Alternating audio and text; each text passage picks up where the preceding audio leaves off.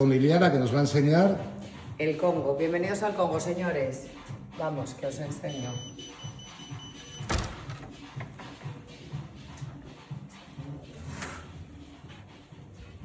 Bueno, esta parte de Langleiru tiene la particularidad de que es una zona exclusiva, alquilamos la sala, nada que ver con Restaurante Langleiru, tiene otra carta.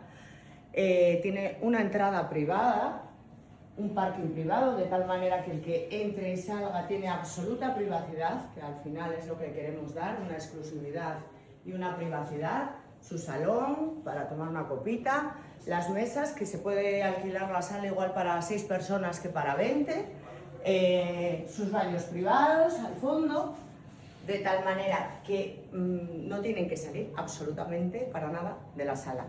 Tenemos una carta diferente donde hay una fabada, donde hay un cachopo, donde hay nuestros platos típicos, pero la particularidad de que fuera de carta, según temporada, tenemos caza y carnes exóticas, dependiendo cocodrilo, ñu, cebra, búfalo, dependiendo un poquito lo que haya en ese mes que nos reserves la sala. Y os esperamos muy pronto.